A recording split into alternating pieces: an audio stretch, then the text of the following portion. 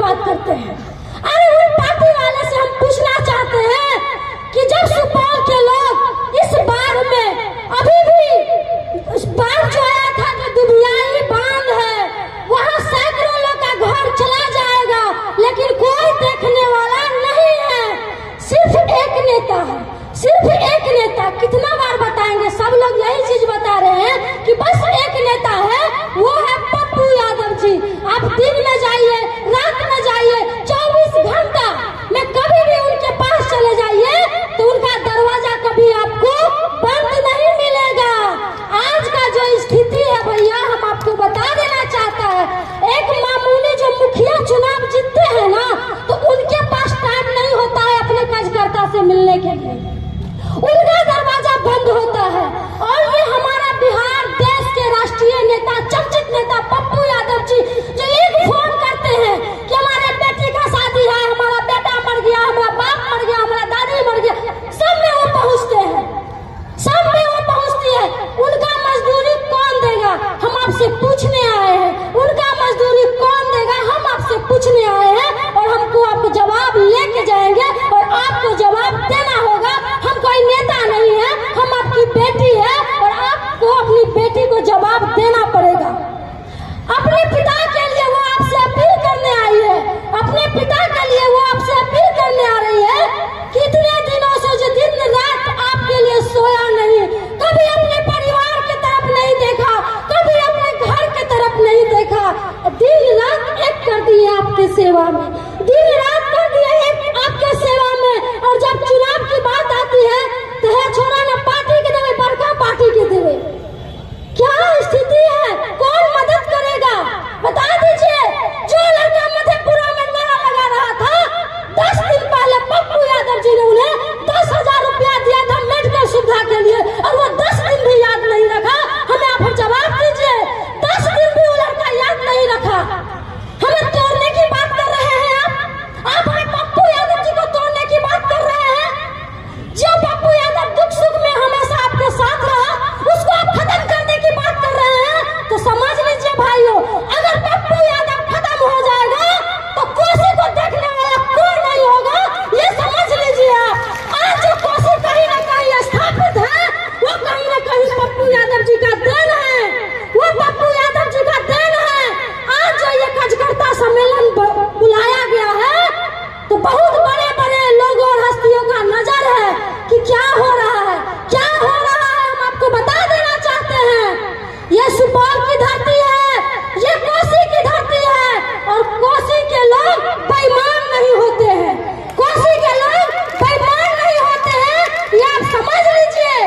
24 का चुनाव आने वाला है, 24 का चुनाव आने वाला है, और इन बड़े नेता के पास कोई मुद्दा नहीं है, कोई मुद्दा नहीं है कि किस चीज पे हम चुनाव लड़े। सबने ठग लिया, सबने ठग लिया, सबने ठगा ही है। एक ही नेता है, एक ही विकल्प है, वो है पप्पू यादव जी। एक लाइन कहना चाहते हैं हम, तख्त बदल दो, ताज बदल दो, तख्त बदल दो, ताज बदल दो, और इस 24 के चुनाव में बेईमानों की राज बदल दो।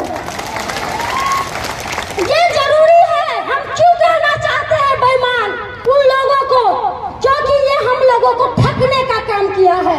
जब भी जीविका की बात आता है, जब भी आशा की बात आती है, जब शिक्षक की बात आती है, जब छात्र की बात आती है, तो कोई सुनने वाला नहीं होता है, कोई देखने वाला नहीं होता है।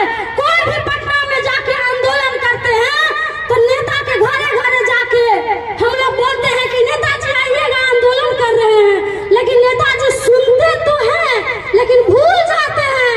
लेकिन उसके बाद अब चारों तरफ घूम लेते हैं, और तब जाके पप्पू यादव जी के पास पहुंचते हैं तो वो आपके साथ खड़े होते हैं। हमको नेता ऐसा चाहिए, नेता हमको ऐसा चाहिए जो कि एसी में 24 घंटा बंद हो।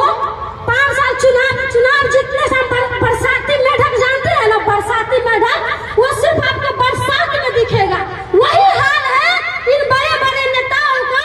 जब चुनाव आता है तब वो गली गली घूमते हैं, और जब चुनाव जीत के चले जाते हैं तो वो भूल जाते हैं कि हम किस विकास की बात किए थे और किस मुद्दा पे हम चुनाव लड़े थे।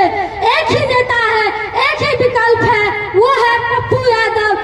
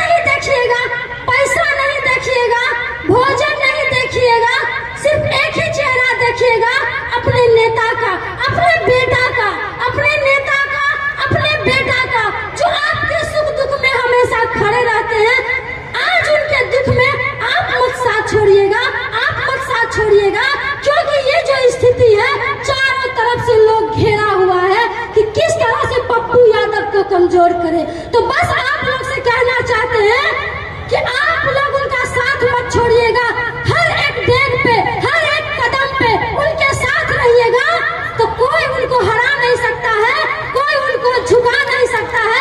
हमारा नेता आप हैं। बहुत बहुत धन्यवाद आप सभी का। पप्पू यादव जिंदाबाद, पप्पू यादव जिंदाबाद। बहुत बहुत धन्यवाद मीरा जी।